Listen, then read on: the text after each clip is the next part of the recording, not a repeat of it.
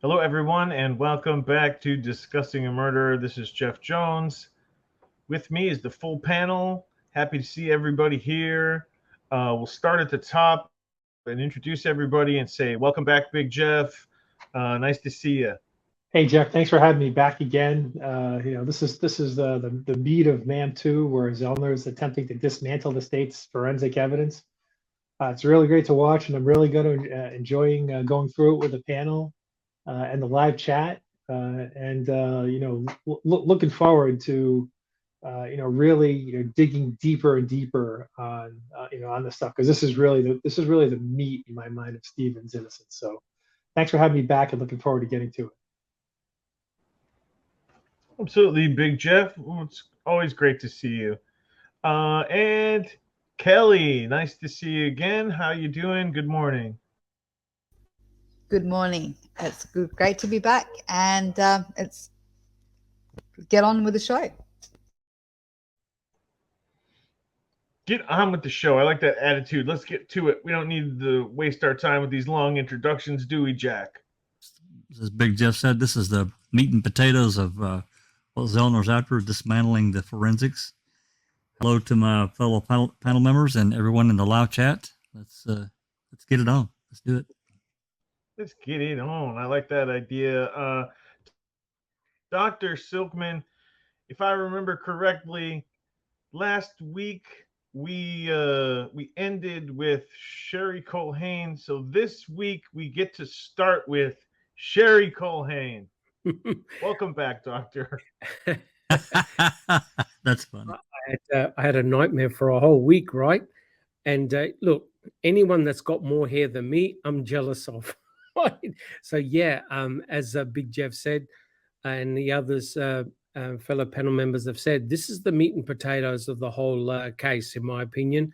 It's great that we can discuss the forensic evidence. I'm really excited about that. And a big welcome to everyone, including everyone in chat. Let's go for it. Touches an item may leave the major portion of DNA that's left on there, right? Yes. But most often when that happens, there's still a mixture and there's a minor contributor as well, right? No, I would disagree with that. Okay. In some cases, yes. If you have someone who is a good shedder and sheds a lot of DNA, when they touch something, a lot of the studies show that the last person is going to be the DNA that you pick up. If you don't shed a lot of DNA, then you may not find any at all. I just want to address this while we're at that stage. I could have done it last week's episode, but we kind of brushed past it. But I think it'd be an interesting time to add Dr. Silkman into this and ask him to elaborate a little bit further for people, for us, just to be refreshed, and people in the chat. But she's talking about touch DNA and how, Stephen Avery's DNA was the only one found because he was the last one. If you may, could you maybe just refresh the panel and us and the chat about what was actually came back to being the source of that key DNA, and what did they rule out? Like, we know it wasn't blood, but I'll let you go into that. Was it blood, semen, saliva? And then can we just maybe split that into what, instead of it being touch, what other sources could it have come from? Is there anything in the house that would have something so rich that would be able to be part of that? And yeah, I just think it would be a good time just to refresh us all in this part. Yeah. So thank you, Kelly. So essentially, with touch DNA, whenever you're picking up DNA, you do a swab, you do a DNA prep, and you find the presence of DNA. We don't shed just DNA. We shed cells. Any cell that's got a nucleus, you'll be able to extract, if there's enough cells there, you'll be able to extract genomic DNA. So essentially, with touch DNA, it literally means that an individual has either touched a surface, brushed upon that surface, or had some part of their body touch an item. If and scientists know that human beings shed their skin all the time. And I think it's worked out to something like about 40,000 skin cells per hour. So we shed a lot of skin. And an analysis has shown that when you touch something, a surface, depending on what that surface is, you can potentially leave some skin cells behind. Scientists have worked out that we leave on average around about 200 skin cells when we touch a surface. That means that potentially, if you extract the DNA, you may or may not detect that DNA, because the amount of DNA that you leave behind is very, very small. There are many environmental factors that can affect the amount of DNA that you leave behind. Now, just because you touch a surface, it doesn't mean you're going to leave touch DNA. In a lot of cases, when you try and do analysis of touch DNA, you'll find that there is no DNA there. It's controversial, because just because you touch a surface, it doesn't mean you're going to leave enough of your cells behind in order to get a DNA extraction. So in this particular case, when Cherie Cohen looked at the key, she didn't see any stains. By stains, we're talking about potentially blood. Now, there are other items that you can leave behind that potentially you can extract genomic DNA. If you're a male, it's obviously semen. Potentially, you can extract DNA from urine as well. Also blood, that's the obvious one, but there's also saliva as well. So saliva potentially has got enough epithelial cells in which you can extract DNA.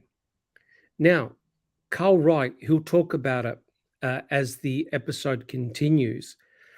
There are biochemical tests to determine what type of biological liquid you have left behind on a surface.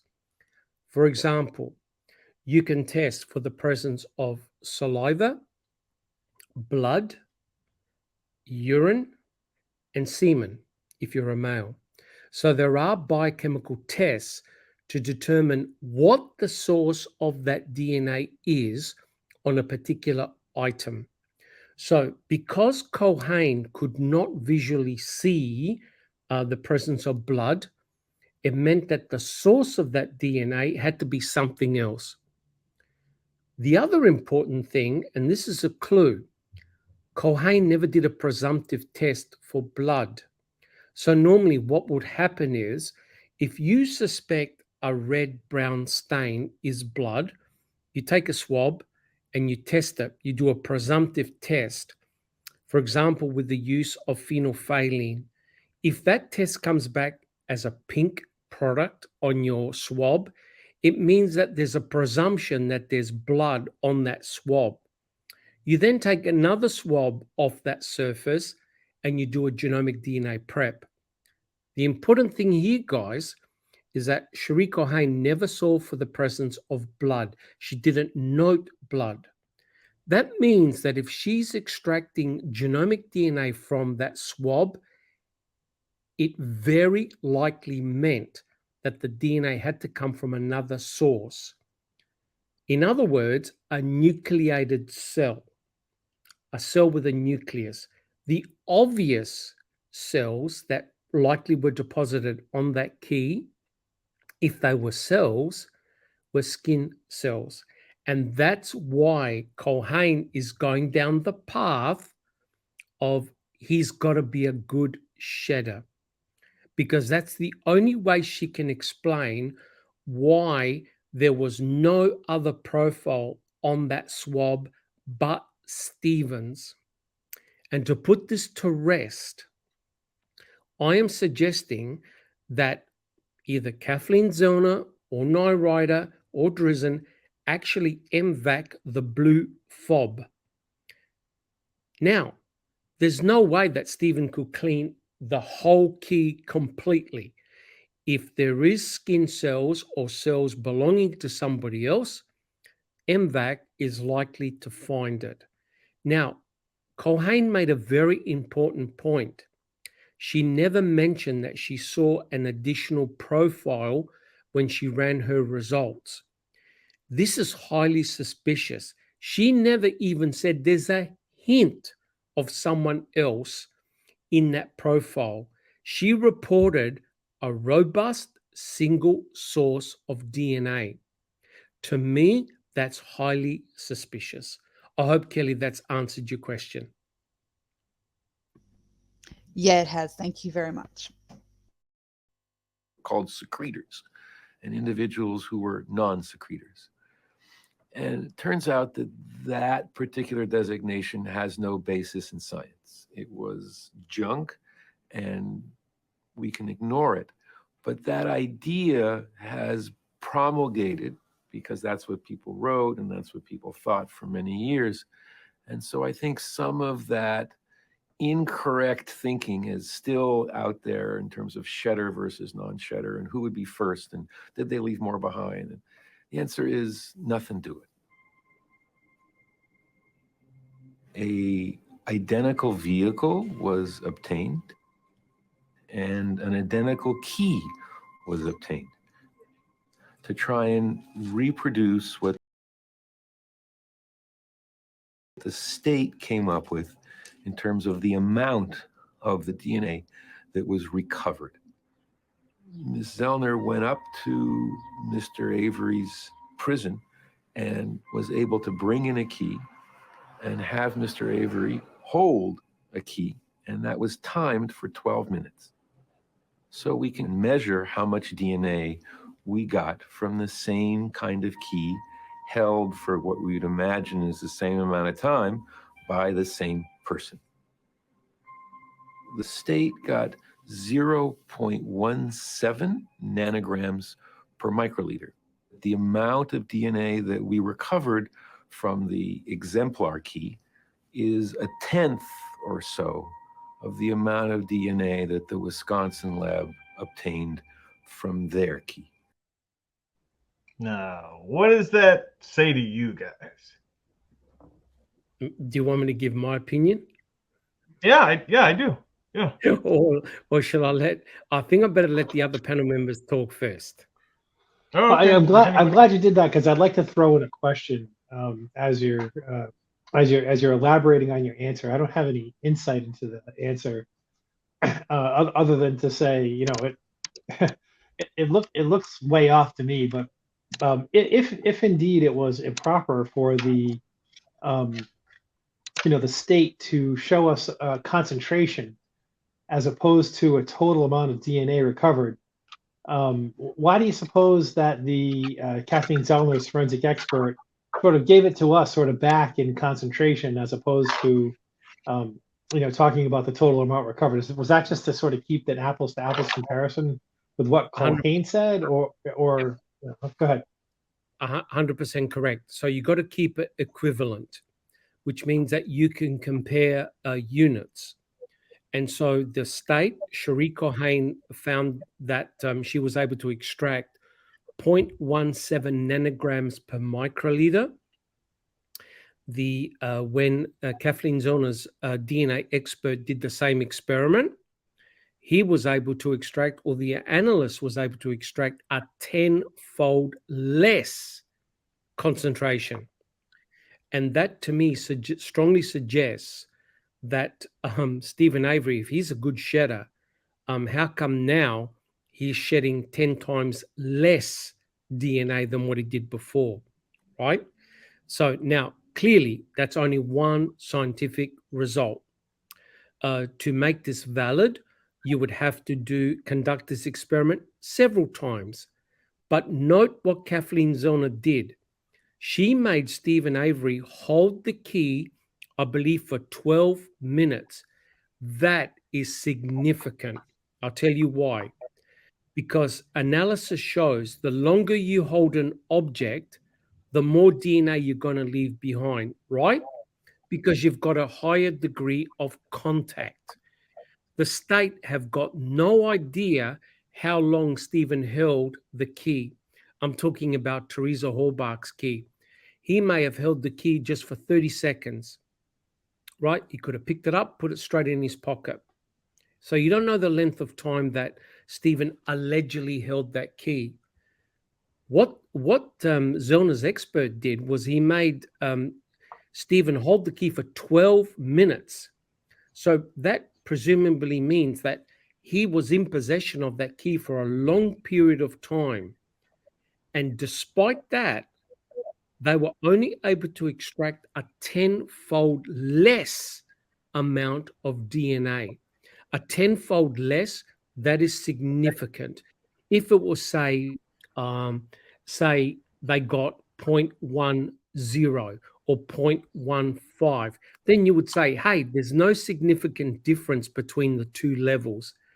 The fact that they recovered such a minute amount, to me, is significant and really negates the state's theory that Stephen was a good shedder.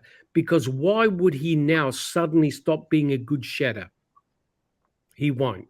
If that's his so-called shedder status, he should have shed a lot more DNA on that exemplar key than what he did. I think it's significant.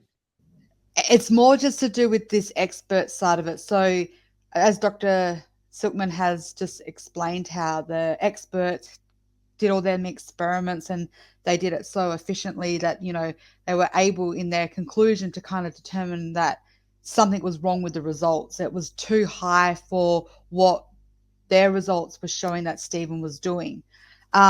So because this whole idea of going, we're watching this and then going through hindsight, what has come after this? Well, the courts of appeal reviewed all this. So the courts of appeal put in their motion and they address this exact part of Kathleen's experiments. And I don't want to read all of it because, you know, that just take too much time, but I just want to kind of like highlight just one or two things, and I'll just give more so the pages so you guys can find it yourself. It's the main one is page 19 of the Courts of Appeals decision, and they talk about Avery's 5th and 6th claims concern the retention of the DNA expert. According to Avery, such an expert would have determined that his DNA was planted on the key by law enforcement. Avery again misstates that evidence. His expert analyzed DNA from an exemplar key reportedly held by Mr. Avery as if to start a car, i.e. gripped by ungloved fingers for 12 minutes. The expert determined that 10 times less DNA was deposited on the exemplar key than one key that the key was recovered by law enforcement. The expert further concluded that if the key was indeed enhanced, tampered with, then it is likely that some personal item of Mr. Avery's was used for this purpose, such as a toothbrush or a cigarette butt. This, once again, the findings of Avery's experts are significantly more ambiguous than what is presented in his motion.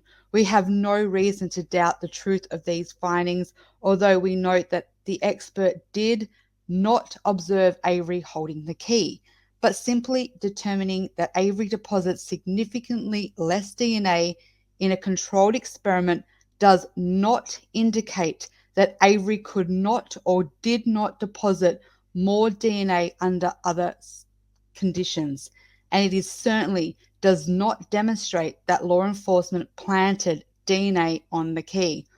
Even accepting the truth of these findings, we cannot conclude that there isn't a reasonable probability that their introduction at trial would have led to a different result. Not that I completely agree with anything they say. I just thought that because this has been heard in a court since this documentary part 2 was made, I think we should just fit it in there so it kind of shows the entirety of the argument, whether it was planted or not. So thanks for allowing me to do that. Yeah, absolutely. But you know what it makes me think, and this was brought up by Kathleen Zellner, is that there should have been an expert to refute what Cherie Colhane was saying. And had there been an expert, I don't know if that changes the outcome or not, but it should have been there. That's what I think of. Because look at the mess that's created. Now it's all the way into the appeals court. It's settled. And had there been someone to refute that, maybe that's not settled the same. I don't know. Hindsight's 2020, but Yeah, that's fair. And that's why when I read Kathleen's reply, which there is some really excellent points, and the construction of it was, the way she formatted it there was some really strong points that she really does hit on. The only thing that I thought, it kind of isn't as favorable is the fact that she relighted the fact that she brings back into the experts. And that's why I said in one of the previous lives, fortunately for Kathleen, in a sense, that's not what the judge will rule on. The judge doesn't rule on the reply itself. She can add as little or much as is in there in terms of detail as anything, but it's more the motion, and the motion is what she went back and she amended and housekeeped and really cleaned it up and made it a little bit more, in my opinion, a bit stronger in following it along. But she does go back and she does say, if I do get a hearing, you'll hear experts say this and that, and she goes back into saying what her experts will bring forward. And I kind of sat a little bit back in my seat and went, ouch, because that's already been heard from the courts of appeal, and that I'm worried that they'll look at it and go, we've already determined that your experts didn't have a conclusion that would have been favorable to your client, and you're bringing it back up. So it's just little things like that. But overall, again, she might grant Kathleen the hearing and base it on obviously the motion, and then just go in there and cherry pick all the favorable things that Kathleen mentions in the reply that do work in her favor. So again, I just wanted to bring that in because it's the balance side of it. And yeah. Well, I still think it's fuckery by the Court of Appeals, right? I mean, we've had this debate a lot of times where they can just go off and say, "Oh yeah, just because it was 10, in this experiment 10 times less, it doesn't mean he didn't deposit 10 times more on that one occasion in different circumstances." It's fuckery. It's not even. It's closing your eyes to the evidence, is what it is.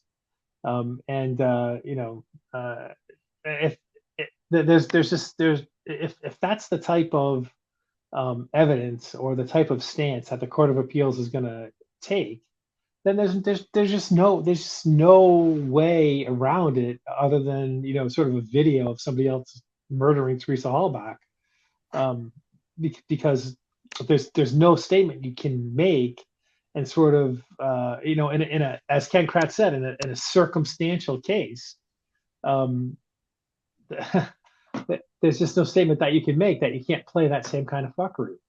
So I just, what do you do? I mean, it's along the same lines, Big Jeff, of them saying, the Fallon and Fassbender and Wiegert and the lot going through bones, biological evidence to give back to the family, no matter who initiated it, 4 years after the fact.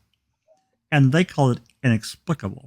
It's not really breaking the law, that it really is, but it's inexplicable. So therefore, it's O-fucking-K to do it. It's along that same thought process of we've got our guy, and really exactly what you said. And unless you bring a video of somebody else killing her, what's the point? We're not going to let you do anything. And I think that the system of justice has to be bigger than that. It has to be. There's too many questions. I mean, I would have walked away from this case long ago if I'd have found something that pointed me to a different direction, to a different outcome. Of course, this could have very well made a difference at trial. This stuff about the Sowinski call, would it have made a difference? Could it have created more reasonable doubt of this open-ended single lub on the stand? Well, they said no, it wouldn't have mattered. You could have presented that all day long. That's what they wrote in their comment, their reply. Basically, I'm paraphrasing here, guys. And they're saying, well, it wouldn't have made any difference at trial. I'm sorry, I think it would have. I think the jury would have really questioned it. You're 100% correct as usual. It's just how is without a federal appeal, how can the justice system be righted to say that this was wrongly decided? This is not something whether or not a jury would see something different. Is there a preponderance of evidence here that's sufficient to put it in front of a jury again? I think that I'm not a lawyer, so I don't know what the standard is. But if you want to be reasonable, that seems to be the reasonable standard. There's really damning evidence to the state's case here. The jury heard the wrong evidence, or there's other evidence that could have changed could have changed their mind. And just the way that the Court of Appeals keeps on going, well, no. That one thing wouldn't have done it, but then you have to look at it in aggregate. There's these pieces of information all over the place. So it's just aggravating as all hell. And you ask yourself, is there fundamental fairness here or not? And the answer, you have to come up with not. If the case is so damn solid, retry it. That simple. Well, if I could just put in my 2 cents worth, what Kellie read out is actually quite important. And what it does is it reveals a strategy by the state. Because throughout the trial and on many press conferences, and Jack 61 has heard these as well, Mr. Kratz kept on mocking everybody and mocking the defense by stating, are you now implying that the police, law enforcement, were walking around with buckets of sweat, blood, and DNA of Stephen Avery, and they were just planting it on these pieces of forensic evidence? And he was laughing and he was mocking everybody. We've missed the point. And here's the point. If you draw back all the arrows, if you draw back all the lines on all the crucial pieces of forensic evidence, it points to one person and one person alone as having A, done the swabs, B, done the analysis, and C, presented the results in court. That comes down to one person, and that's Cherie Culhane. You can engineer this entire crime, the whole lot, emanating from the crime lab. You can, sure, Cherie Culhane's not involved in obviously bringing the RAV to the property. That's the work of the planters. But the results and the manipulation of all the DNA results can easily be done at a laboratory bench. And to my horror, and Jack 61 will back me up on this, Buting discovered that Cherie Culhane had important pieces of forensic evidence at her workbench in a cupboard. Yep. And that was shocking, which meant she had access to crime scene evidence at arm's length. And many months later, she then returned that forensic evidence to the custodian lab. They've got to go in a certain locker, certain location. Some stuff is kept at room temperature. Some stuff is kept in a freezer. So for a period of time, she had at arm's length access to the forensic evidence. Now, if you have something like a key, all you need to do is to have Stephen Avery's genomic DNA and simply set up a mock swab and say, oh, I swabbed the key and this is what I found. And no one is going to suspect anything. It means Adam W. Yep. Sorry. Yep. Cherie Culhane in 2003 had item W, a buccal swab of Stephen. She also had prepared genomic DNA from Stephen. Now, She is the crime. She did all the analysis in this case. It was handled by her. She assigned herself. Now, let me tell you right, who do you think she's actually working for?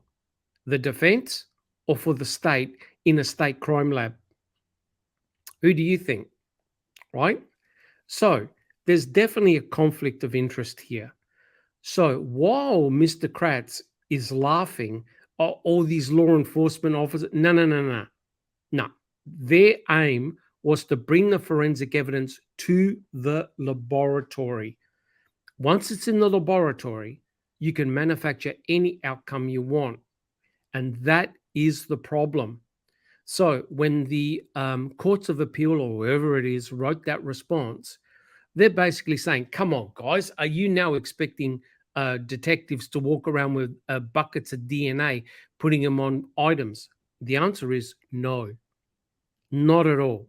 Because remember, they never tested anything in situ. In other words, Culhane didn't go down to that key and take a swab and then process that swab. The key was immediately taken to the forensics lab. Culhane did the rest. So Kathleen Zellner is in a very precarious position. Who does she blame? Who does she blame for the stuff up in or potential evidence tampering? I don't believe she's actually pointed a finger at Culhane. Kellie, am I correct? I don't think she's pointed a finger at Cherie Culhane. No, you're correct. She has. In everything that I've read. Whereas what sets alarm bells off to me is the person who handles the forensic evidence. Don't laugh, because Jack 61 will tell you. Remember those two forensic scientists who were doing all the drug investigations, right? One wasn't doing any of the investigations and just making up the results, whereas the other one was consuming all the crime scene drugs, and she was on a permanent high. All the results that you see in this crime can be manufactured in the crime lab. But yet, it's interesting that Kathleen Zellner has not pointed the finger back at Cherie Culhane. Interesting. So now she brings in, as Kellie will say, the Bobby Dassey factor. She's got to go with the strongest case, because if she starts pointing a finger at the crime lab, at law enforcement, her case will collapse, right? Unless they can prove that Culhane was shady, right? And had done this specifically in other cases to help the state. Thank you. Perfectly summarized, Dr. Silkman. Thank you. And an extra thank you for kind of highlighting early in that, like, why I read that. It is important because this is what the state in their reply attached as their exhibit to Angela.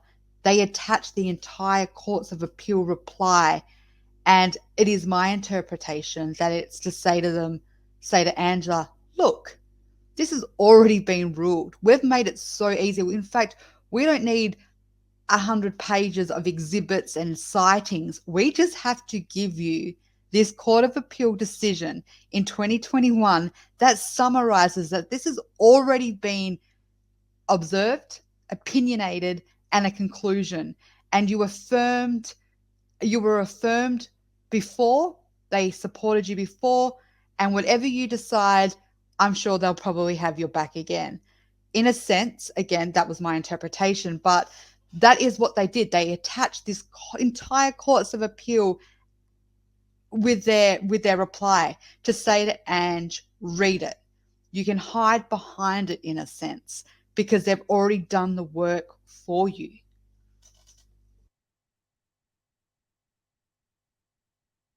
If I could just echo that. We've seen right throughout the state's responses a similar thing. Oh, no matter what you find, how do you prove that it wasn't Stephen? Tom Sawinski, no problems. How do you know it wasn't Stephen? Bobby Dassey, oh, no worries. How do you know it wasn't Stephen? The bones at the Manitowoc County gravel pit And in Yonder Burn Barrel number 2, how do you know it wasn't Stephen? The RAV4 at the turnaround and other locations, how do you know it wasn't Stephen? And let me tell you right now, even though Kathleen Zellner's DNA expert found a 10-fold less amount of DNA, the argument by the court is, I don't care, it's his DNA. How does he explain it? So that's the attitude all along. And that's why I believe the spotlight needs to shift to the crime lab. And Buting already hinted at shenanigans in that lab, i.e., Cherie Cohen has got the highest contamination record. B, there was an investigation of a drunk analyst during the Stephen Avery trial who was sanctioned. That's likely Cohen, right? And the third point, they did not allow Buting and Strang to observe Cohen in the laboratory. Fourth point, she had key forensic evidence at her workbench, right? And the other thing that stands out is that she broke her own rules and regulations handling the key and especially item FL. You can mount a case against Cohen that scientifically she's very sloppy and potentially could have made errors, right? Trust me, when you have DNA all around the place, it's very easy to either deliberately contaminate something or salt an item, right? Tamper with evidence. And it's important here, guys, because who exonerated Stephen Avery? Who was the lab analyst that exonerated Stephen Avery and hence caused the civil suit to take place? None other than Cherie Cohen. You couldn't even write about it. That's how ridiculous it is. Half, not 80%, but a tenth. Why did we recover so much less? Maybe we weren't as efficient, or maybe the key had some other history than simply being held by Mr. Avery. Mr. Buting, I believe it was, had the imagination, let's call it, to suggest to you that maybe officers were taking a toothbrush and were kind of rubbing Mr. Avery's toothbrush on the key, and that's how the DNA got on the key. Common sense should tell you that these kind of motions, what are called furtive motions, or for lay people, for people like you, it's called suspicious looking things, is something that you should probably discard. Because if they take Mr. Avery's toothbrush and start rubbing it on the key, and then kind of hold it behind their back, that becomes almost cartoonish. Say what? Can someone unpack what he's saying? Is this? Yep. What? Come on, man. He's basically turning the whole scenario into a joke. So in other words, he's making it so ridiculous that the jury, right? Yep, that's a pure 100% deflection. So it's a standard trick of a prosecuting attorney by saying, come on, what's the most likely scenario? Cops or aliens running around with a toothbrush, brushing the key and leaving Stephen Avery's DNA on that key, or is it more likely that Stephen handled the key? He never entertained the fact that DNA could have been added in the crime lab, which is the obvious place you're going to tamper with evidence, right? That's the obvious place you tamper with forensic evidence. That's why you have a very strict chain of command. But here's the problem. You have the same DNA analyst handling all the forensic evidence, who had done all the swabbing, everything. So she's in control of the outcome of all the results. Cohen never got the swabs, labeled them randomly using a key, and saying to another analyst in another crime lab, hey, do the results, keep them private. We'll sort out what's what. In other words, a double-blind experiment. So she was handed the key, and oh my Lord, out of the blue comes Stephen Avery's DNA. That to me is highly contentious. But notice, Mr. Kratz turned it into a joke, into a circus. Come on. Are these fine officers now walking around with toothbrushes? Lord help me. So it's a classic case of deflection. Just an opinion. I think you picked the most perfect word for that, deflection. When I was watching it, that's all I was thinking was he's deflecting. He's trying to give the jury that Ockman Razor kind of feel like, come on, it's either use your like logicness, come on, or you have to kind of what's his thing? Make that leap into like planters and law enforcement. And I think if this was to go to, again, this is my opinion, if this was to go to a evidentiary hearing or even further beyond that, I think that if Kathleen is continuing this Denny approach, she is now alleging that it was Bobby Dassey that may have picked up Stephen's toothbrush and had put the DNA of Stephen on that key. I'm going to say confidently, but again, in my opinion, that I think the state will have the same kind of backfilling demeanor that, you know, Ken Kratz is displaying here. I think they would kind of do that to the jury yet again, or even the judge, and say, Your Honor, now we have to believe that, you know, Bobby Dassey's running around with vials and sponges and now toothbrushes to deflect and make a mockery of it, to make it like childlike thoughts and wild speculation. So perfect words, Dr. Silkman. I would just add that I don't think he succeeded. I think he tried. I can't necessarily see any of the unbiased people on that jury, and we know from Richard Marr that there are some very biased people on that jury. I don't see that swaying anybody's opinion, because I fully agree that that's what he tried to do. I don't think he succeeded at all, because he's a buffoon. 100% agree, but that's the job of a prosecuting attorney, and that's to present a situation to a judge and to a jury that's so ludicrous, so ridiculous, that in the end, what you want the jury to think is say, oh, come on now. Are we to believe that there are aliens in that bedroom? Are we to believe that there are law enforcement running around with buckets of blood, sweat, DNA, that they stole the weapon during the night and put Teresa Horbach's DNA on a bullet?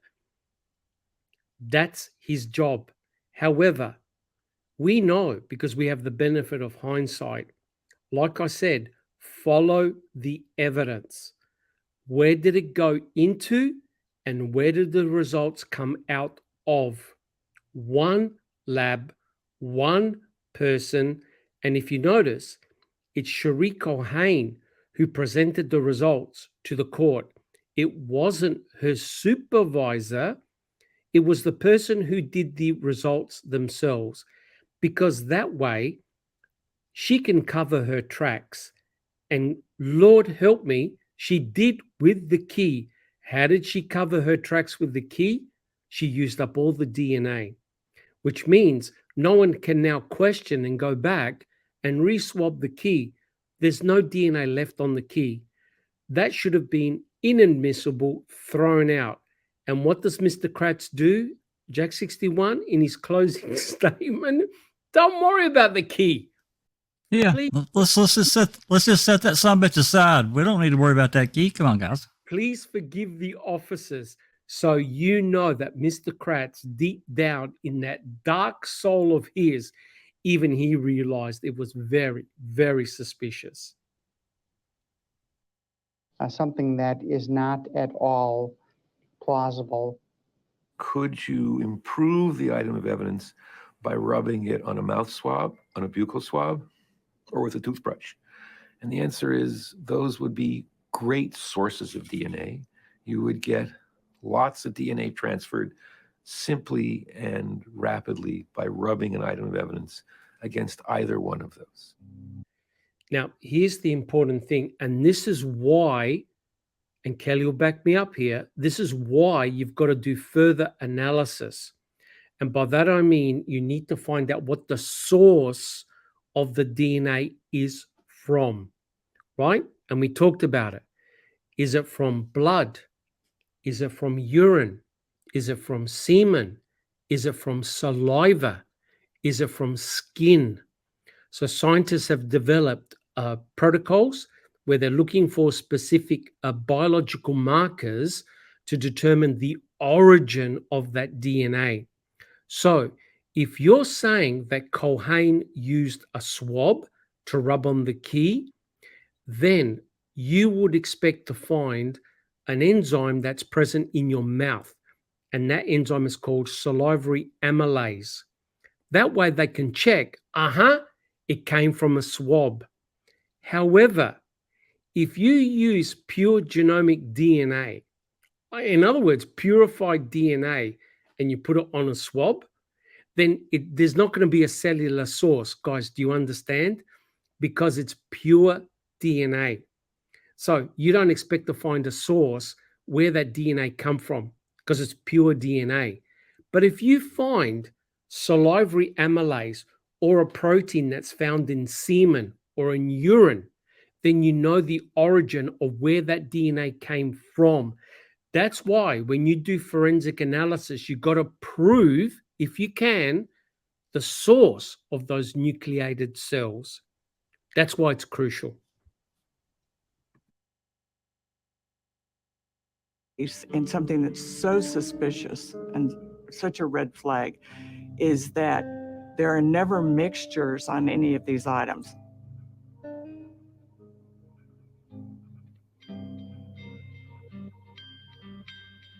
So once again, you can't duplicate what the state claimed happened. And we should have been able to duplicate that easily over and over and over again. So how could we have all of these scientific aberrations in one case?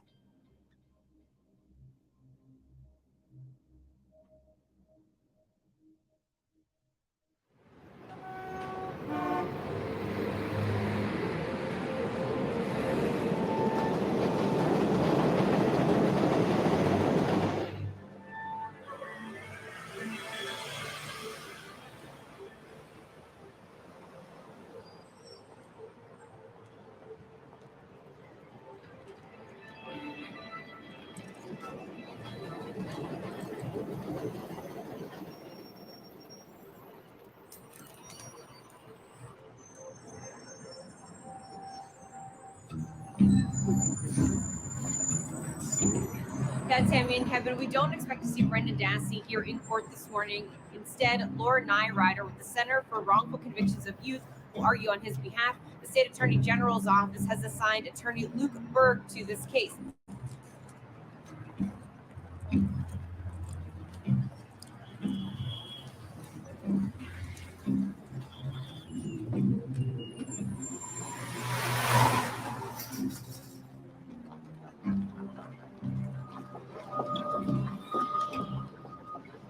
First order of business is to find out who our panel is. I think it could be the game changer.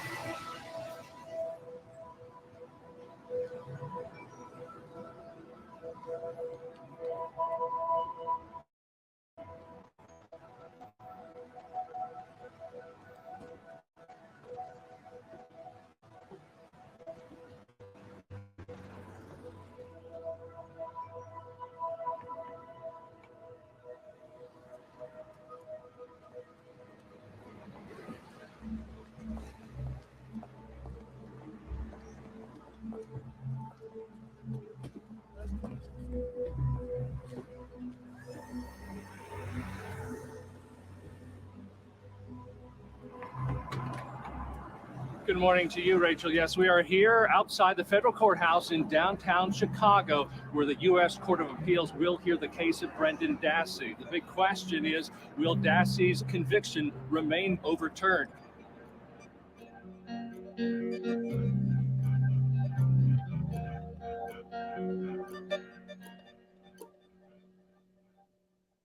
Good morning, everyone. Good morning, Mr. Berg. May it please the court. Brendan Dassey chose to confess, to release those terrible images of Teresa Halbach that were haunting him. The investigators encouraged him to get it out, but did not apply any improper pressure. Mr. Berg, help me with this.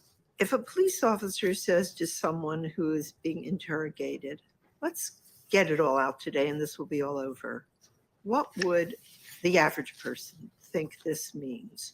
Would that person think, I can go home, it's done? Now imagine it is not an average person, but a 16-year-old with a very, very low IQ who is extremely suggestible. I think neither an average person nor Dassey would interpret that statement as meaning that he could go home. What if there were 20s?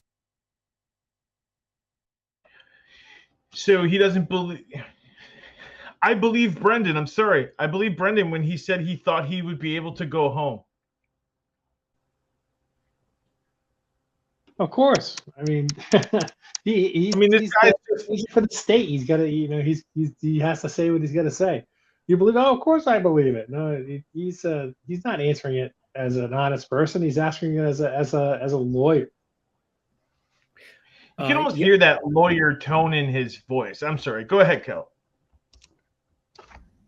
I was just going to say, of course he believes it. Just like my son believes me when I tell him, if you just tell me you ate the cookie, you're not going to get in trouble. And he tells me he ate the cookie, and then he gets his iPad taken off him for a week because that was my cookie. So, kids in general, and especially ones with lower IQs, they interpret things the way that, like the judge said, not a normal standard person with a normal IQ would instinctively think it would be. So that what he just said is just absolutely ridiculous, dumb as shit. Right, and he can't put himself in the head of Brendan Dassey, and I think that brings it right back to the point that you made. You can't, and let's just compare. This guy's like a top lawyer in the state. He probably got good grades. He probably didn't have a learning deficiency. So how is he going to understand what it's like to be Brendan? But he knows how Brendan thinks and feels and acts? I don't think so. Well, this is the big issue here. The judge is looking at, and mind you, the points that the judge brought up were brilliant. Mr. Berg has got no option but to dispute everything that the judge is telling him. Oh, yeah. Brendan Dassey would have understood. Yeah, no problems at all. He would have had no issues. How could he possibly misinterpret that? Because remember, who Berg is representing, he's representing the state. If he agrees at any point those judges are making, which are counter what the state are putting forward, he's doomed. He knows he's doomed. So when the judge says a point and says, hey, this point is white, Berg has to say, no, judge, it's black. Do you understand? He's got no option but to tag the state's narrative. And I'm going to throw in, as I've done before, I still think it's wrong. The Seventh Circuit, a process of so they can cover more cases, to pick 3 judges to, when cases come up, those judges make a decision, you move on. If that's not good enough, then do away with it. And every case is heard by all the judges that are there. It'll clog the system even more, but the very fact that they're allowed to say, I don't really like that decision. Again, I don't give a shit which side. It doesn't matter to me. It can't matter, because if I say, oh, well, we won, and then the estate says, well, hey, we want another bite at the apple, or vice versa. It doesn't. I'd be a hypocrite if I said otherwise. It doesn't matter if the 3-judge panel isn't good enough. Do away with it. Sorry. 100% there, Jack 61. But did you hear what Dvorak said? It's all dependent on the panel. And that's exactly the argument that Brad Schimmel used. Oh, well, they were misinformed. They don't represent what the state really feels. We don't care what they said. Let's go for another en banc hearing, this time with all the judges. So in other words, he was manipulating the outcome. He was not, and as you said, Jack 61, he was not prepared to accept the umpire's decision at any cost. That's right. And for a guy like Brad Schimmel, even Berg, but they bring in the political side of it as well. And I'm not going to do that. I'm saying that's what, and they try to draw this emotional thing because every time he opened his mouth, Shitmel, he had to bring up the Hallbox, even though the Hallbox haven't said a damn thing to anyone. And I'm not putting the Hallbox down at all. That's not what I'm saying. I'm saying he used them at his convenience for this emotional tag. And we all feel terrible about Teresa's death. That doesn't take away the fact of what he has done. Changes nothing. So I don't agree. It's a terrible system. On one side or the other doesn't like the outcome in the Seventh Circuit, and then them to be able to even request the en banc, let alone get it. Because what was it, Doc? We need to look that up because I think we keep saying the wrong number. But it's less than 5% that make it to the en banc. Is that right? Did I say that right? Extremely. Actually, ma'am, that they will quote the percentages, Jack 61. Okay. I remember. Okay. It is unbelievably small. First of all, Brendan got a favor from Judge Duffin with the habeas corpus. That is rare in itself. And then to get 2-1 judges in the 3-panel en banc, that's rare as hen's teeth, right? So Brendan, he should have been released, but Brad Schimmel was not prepared to accept the decision. Well, without Brendan, we know where that leaves Stephen's case. We won't get into that, but it really leaves it super wobbly. Correct. Such statements, 30 such statements. Nothing the investigators said actually promised a specific benefit in exchange for cooperation. Well, how did the investigators not act coercively when they clearly showed frustration when he resisted or disagreed with key details and then offered praise such as, "Now we believe you"? I think if you watch the video, they showed very little frustration or praise. And I did look at the tape, and there were times to me that they seemed to be frustrated with his answers and his resistance. Their main concern was the truth. The main message that they sent to Dassey was, be honest, tell the truth, don't make anything up. It seems to me. But I'm sorry, iPad Smasher, but the truth that they wanted didn't mean the truth. The truth was not the truth. The truth is what they wanted him to agree to, that truth. Right. That's right. They were. Just ask yourself one simple question. If you believe this wasn't coerced and they didn't have a narrative that they wanted to play to, just the one question I want to know the answer to is, how did Fassbender know to tell Brendan that he was lying when he said they took her outside and shot her? How did he know to say that? What evidence did he have? At that point in time, they didn't have shit. Nothing. They didn't have shit. But miraculously, they say, "No, you're lying," and he's like, "Yeah, the garage. Oh, now we believe you." And then within 48 hours, they have a search warrant. They're in the garage and they come up with an MFL. What a in a hood left squad. What a friggin' miracle. So ask yourself how that brilliant detective work happened and what led Fassbender to. If you don't believe it was leading and coercive, they had a narrative that they were getting to. The discovery of FL was planned, and if you can't see that, then it's time to go to the eye doctor. So that's a very good point, Big Jeff. So to me, this is the truth by negotiation, right? So we will negotiate what the actual truth is, because when Brendan Dassey told his particular recollections, Fassbender and Wiegert were telling him, "Nah, you're wrong. You're lying. Okay, we shot Teresa Halbach here. No, that can't be right. Okay, we put Teresa in her RAV4 and then shot her. No, that can't be correct. Oh, okay, we shot Teresa on the floor of the garage. Oh, yes, good boy. That's more like it." And you're thinking to yourself, Brendan should have just said, "Okay, write down the narrative and get me to sign it." Because in effect, that's exactly what Fassbender and Wiegert did. They came up with a narrative. They got Paul Brendan to draw all these diagrams, right, guys? And remember, the funniest one was when they put Teresa Halbach in the burn pit, whole, not dismembered, not cut up, whole. That's right. How ridiculous is that? They forgot that part. They forgot that part, correct. To me, that it only takes one incident of planting information to taint a confession. Who shot her in the head?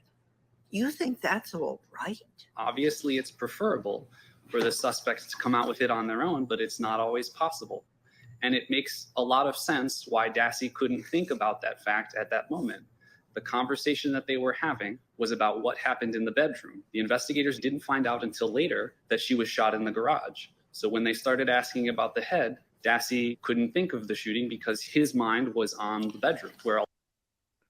Oh my God! You got to stop. I think we better stop the podcast right here. The definition of treading water, right there. No, it's the definition of being a total dickhead, knowing what you're saying is nothing but verbal diarrhea, and actually believing the shit that's coming out of your mouth. And that's exactly why this case is going nowhere fast when idiots, educated idiots like Paul Iceberg, I call him, can come up with crap like this. Think about it. Brendan Dassey didn't think about the shooting, the most shocking thing you could witness, seeing people shot in the head, or because Brendan's mind at that time was in the bedroom. Holy smoke. This is bullshit. Well, you think about, you said it right there. We've all seen photos. Somebody gets shot in the head. There is blood everywhere. And I do mean everywhere. It is a bloody, gruesome mess. It's such crap what he just pulled right there.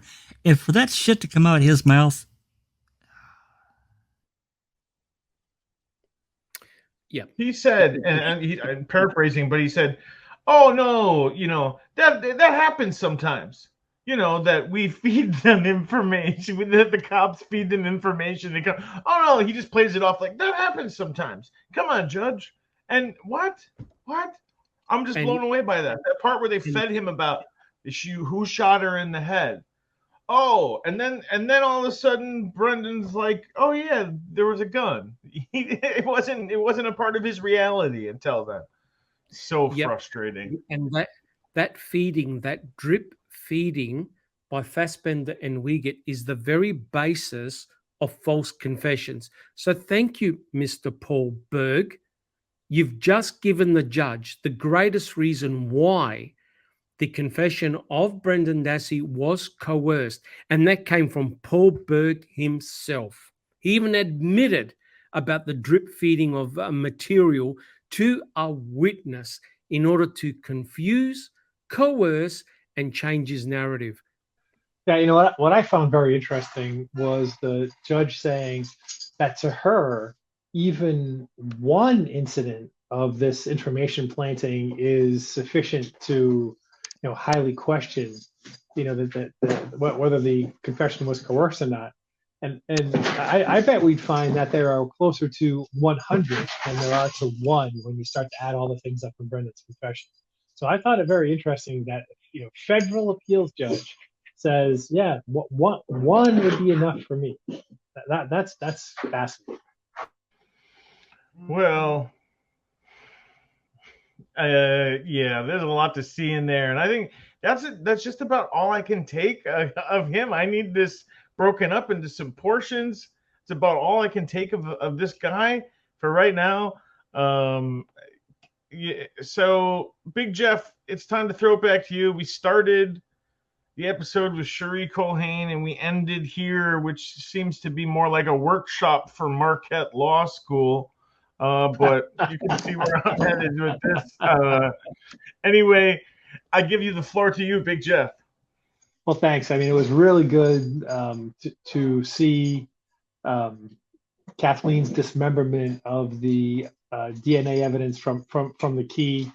And it was kind of depressing, to hear, Kell read the Court of Appeals opinion on that exact matter. And the funny thing that strikes me, that expert witness that Zellner had, seems to me was pretty convinced that the amount of DNA that they found on the key was completely unrealistic.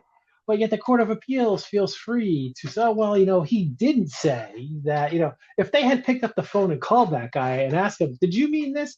I bet he would have said yes.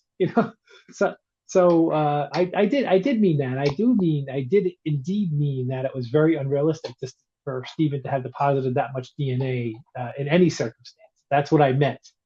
Well, you didn't say it, so you're insufficiently pled. I mean, it's just that the level of ridiculousness from the Wisconsin Court of Appeals is really wrangling. But that's water under the bridge at this point. But we have an expert. He was willing to go on the Netflix documentary. People like that who put their reputation on the line for the opinions that they make. They don't make ridiculous claims. Sort of fleetingly.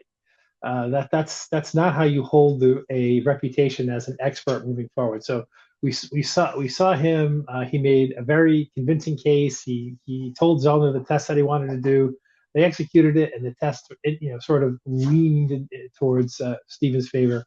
Court of Appeals is too idiotic to see it. So that was the first part. And then, boy, I can tell you what, next week's, tune in next week because when we get through this, the Brendan stuff gets us all going. I'm already getting hot under the collar listening to Mr. Berg, pile of bullshit. It's obviously bullshit what he's saying. We're just going to have to listen to more of it. And we're it's like a bowling alley because with the Brendan stuff, we get set up just to get knocked down by just more bullshit. So stay tuned as we continue to dismantle and keep you updated on the current status. So before I smash Jeff's new iPad, I'm going to hand it down to the next person. Thank you very much, Big Jeff. Please, I'm very protective of this new iPad I got. It works very well, and I love it. But there's a lot of things that I love, and there's a lot of things that I hate, and there's mostly hate today in this case, but we just finished. Jack, can you sum it up for me? It's really difficult for me. I've been sitting here thinking, and while Big Jeff was talking, and when we start talking about Brendan, and I'm sure it's my own fault. I try not to be, I try to keep that even keel and not go too far, but it's really difficult understanding and knowing, having children myself. I mean, our youngest is, she's 21 now, but, it's not been that long ago she was his age. So was, the twin, Christopher. I mean, he's a year older than her. And then, of course, our oldest two, they went through just remembering when they were that age and trying to place these cops that are trying to manipulate a child. I mean, Brendan's a little slower. My kids really weren't, but I can understand the this path, right? And again, thinking about all of this now and knowing what they did back then to this kid, what they said at trial, in his trial, all the stuff that led up basically from the end of February 2006 on into the early March, the shit that they did, the terrible lawyer that he had that absolutely, him and O'Kelly, destroyed his case. He didn't have a chance in hell. He could have had some really good lawyer. If he had some really good lawyers, he'd been able to find some way out of it. But I still think he would have ended up, because of this coerced confession.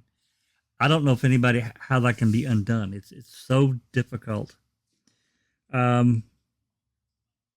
It's really, I have such a hard time wrapping everything around what they did to that kid. And he's still locked up. He is a political, in my opinion, he is a political hot potato prisoner. Absolutely, he was used as a plant to get Stephen Avery. That's where we're at so far. I have my iPad set away from me, so I'm not picking it up and messing with it. So I'm like Big Jeff. I get hot under the collar. I get mad as hell thinking about it. It burns me up. It really does.